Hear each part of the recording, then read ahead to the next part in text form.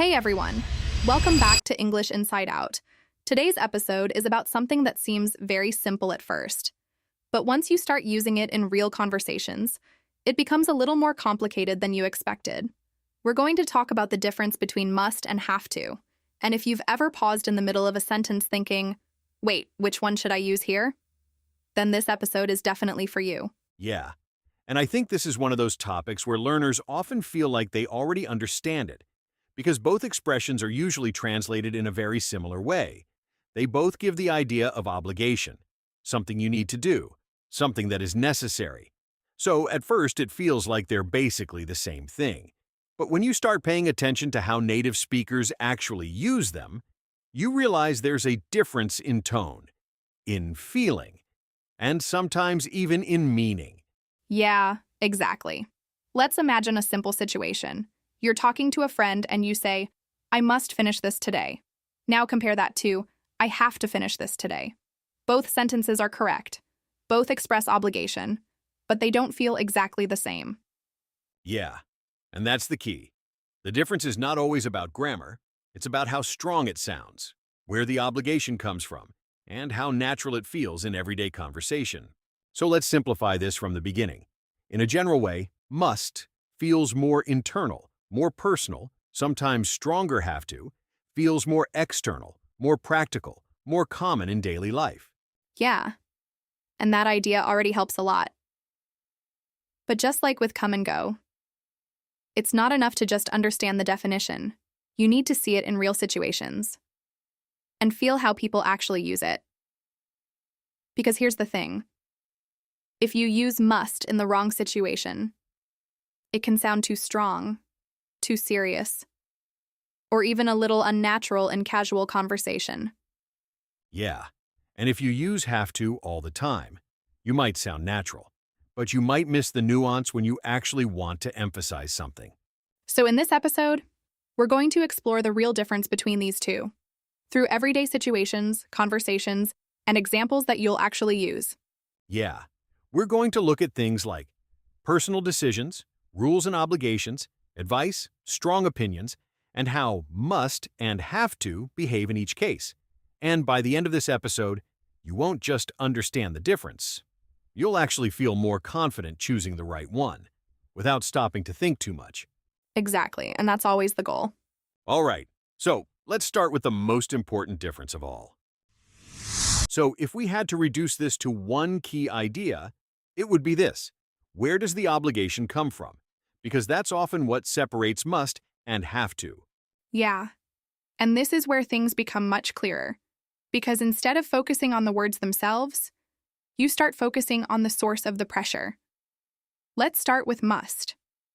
When you use must, it often feels like the decision is coming from you. It's internal. It's something you believe is important. For example, I must study more. No one is forcing you. No one told you to do it. It's your own decision, your own feeling. Now let's compare that with have to. I have to study. This usually feels like something external. Maybe your teacher expects it, maybe there's a test, maybe there's a deadline. So if we compare, I must study more. I have to study. The first one feels more personal. The second one feels more like a requirement. And I think this is where a lot of learners suddenly understand the difference. Because now, it's not just two words with the same meaning. It's two different perspectives on obligation. Let's imagine a situation. You're at home thinking about your habits. You say, I must start exercising. That feels like motivation, like a personal decision. Now imagine your doctor tells you, you have to exercise. Now it feels like a requirement, something outside of you. All right, so that's the core idea. Now let's take that idea and see how it works in real everyday situations. All right, so now that we understand the core idea, internal versus external obligation, let's bring this into real life, because this is where things really start to make sense, and also where you begin to notice how often one form is used more than the other. Yeah, and I think this is really important to say clearly. In everyday conversation, people use have to much more often than must. And that's something that surprises a lot of learners, because when you study English, you often see must presented as very important. But in real life, it's actually less common. So if your goal is to sound natural in daily conversation, have to is usually your safe choice. It sounds neutral, practical, and very natural. Yeah, and must is still used, but it tends to sound stronger, more intentional, or sometimes more formal. Let's start with something very simple. Your daily routine. Imagine you're talking about your day. You might say, I have to wake up early. I have to go to work. I have to finish this report. All of these sound very natural because they describe things that are part of your responsibilities. Yeah, and notice how relaxed that sounds. You're not being dramatic. You're just describing your reality. Now imagine you say, I must wake up early. That sounds a bit different. It feels more serious, almost like you're reminding yourself strongly. Yeah, it sounds more intentional, like you're emphasizing the importance of it.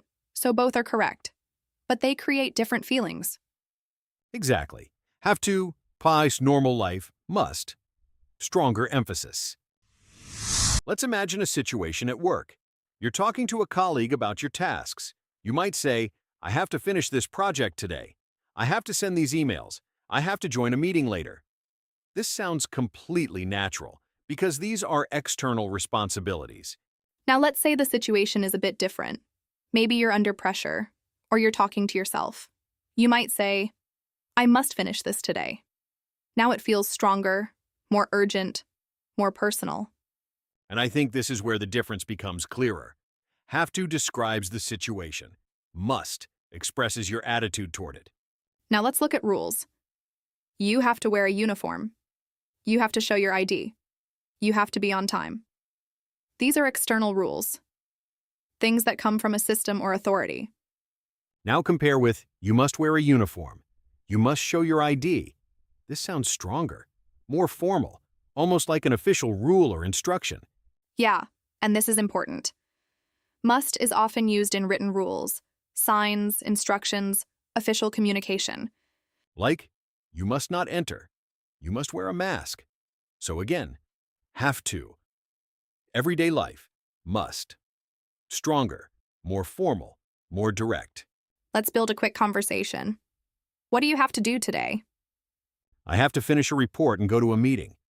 Now different tone. What are you thinking? I must finish this today.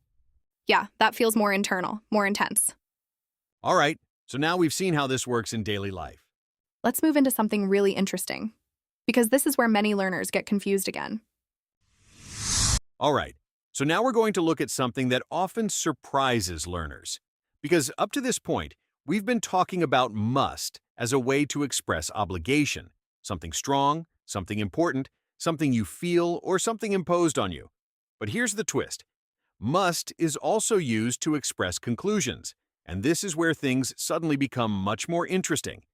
Yeah, and I think this is one of those moments where learners realize, wait, this word does more than I thought. Because now, instead of talking about something you have to do, you're talking about something you believe is true.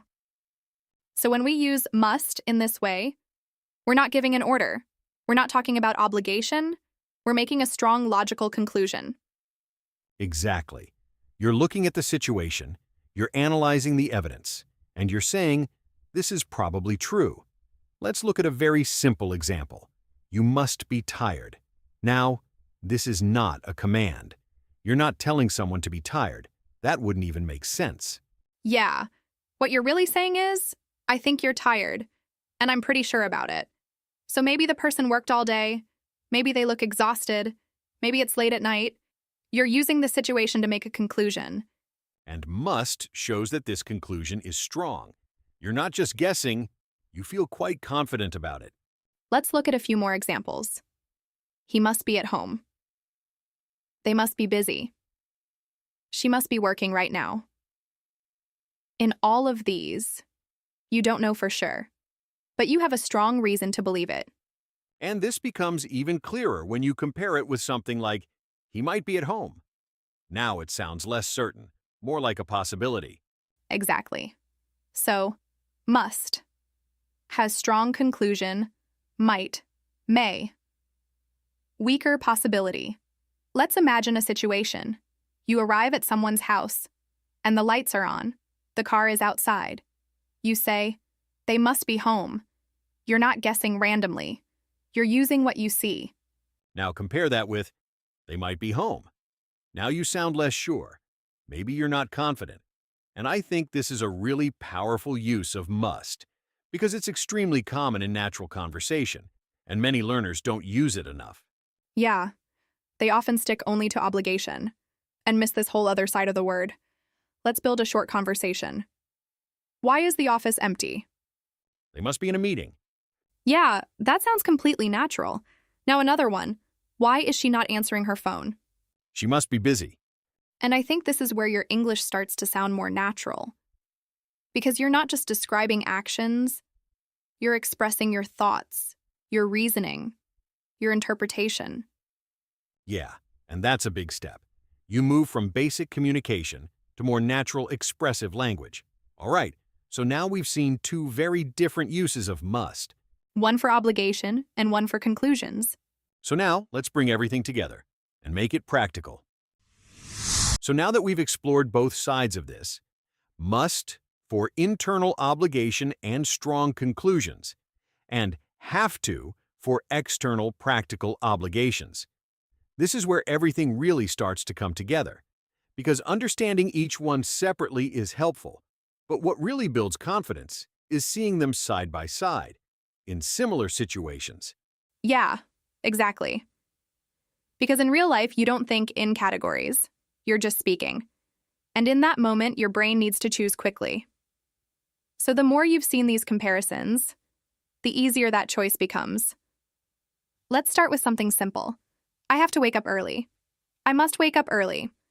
Now both are possible, but they feel different. Yeah, I have to wake up early. Sounds like your reality. Maybe it's your job, your schedule, something external. And I must wake up early feels more like a personal decision, like you're telling yourself it's important. Imagine this. You're talking to a friend about your job. I have to wake up at 6 every day. That sounds completely normal. Now imagine you're talking to yourself. I must wake up earlier. I need to change my routine. That feels more internal, more intentional. Now let's look at rules. You have to wear a uniform. You must wear a uniform. Both can be correct, but again, the tone changes. Have to sounds more neutral, like you're explaining the rule. And must sounds stronger, more direct, more official. What do I need for this job? You have to wear a uniform. Now imagine a sign. You must wear a uniform. Yeah, that feels like a strict rule. Now this is where things get really interesting. You have to be tired. You must be tired. This is a very important difference, because have to here sounds a bit strange. Yeah, it doesn't really fit well, because you're not talking about obligation. You're making a conclusion. So the natural choice is, you must be tired. And this is a key takeaway. Have to is not used for conclusions. Exactly. That's a job for must. Let's compare intensity. I have to finish this. I must finish this. The first one feels normal. The second one feels stronger. It's almost like you're adding emotion to it. Imagine a deadline at work. I have to finish this report today. Now imagine pressure. I must finish this today. Yeah, you can feel the difference immediately. So if we simplify everything again, have to, washla, external, practical, everyday must, internal, strong, or logical conclusion. Yeah. And once you feel that difference, you don't need to overthink it anymore. All right, so now let's bring everything together. And make it really practical. All right, so before we finish, let's take a step back for a moment, because we've looked at a lot of different situations today. Daily routines, work, rules, personal decisions, and even conclusions. And when you see all of that together, you start to realize that this is not just about two verbs. It's really about how you express necessity, pressure, and certainty in English. Yeah, exactly. And I think this is where things become much clearer. Because instead of thinking, which word should I use? You start thinking, what kind of meaning do I want to express? Is this coming from me? Is it coming from outside? Am I describing a rule? Or am I making a conclusion? So let's simplify everything again. Have to, external obligation, everyday situations must, internal feeling, strong emphasis, or logical conclusion. Yeah, and don't forget this really important point. Must is also used when you're almost sure about something. All right, let's make this a bit interactive again. We're going to give you a few sentences, and you try to choose must or have to. Yeah, and try to answer before we say it. Don't overthink. Just go with what feels right. I call wake up early for work every day. I have to, because it's part of your routine, external responsibility. I start exercising. I feel tired all the time. Must, because it's a personal decision. Something internal. You wear a seatbelt. And have to or must, both are possible. But have to. Normal explanation must. Stronger, more official, she isn't answering. She, be busy. Must, because you're making a conclusion. I finish this today. Both are possible. But the feeling changes. Have to, ikas normal obligation, must, ikas strong personal pressure, and if you noticed, this is not just about right or wrong. It's about nuance. Yeah, and that's what takes your English to the next level. Not just being correct, but choosing the word that matches the situation. So here's a simple trick you can use. If it's part of your routine, use have to. If it feels strong or personal, use must. If you're making a conclusion, use must. Yeah, and honestly, if you're not sure, have to is usually the safer choice in everyday conversation. Because natural English is not just about knowing grammar. It's about understanding how people actually express meaning. All right, that's it for today. Yeah, this was a really useful one. And if you start paying attention to how people use these, you'll notice the difference very quickly. And before we go, what's one sentence you're not sure about? Must or have to? Yeah, write it in the comments, and we'll take a look. See you in the next episode. Bye, guys.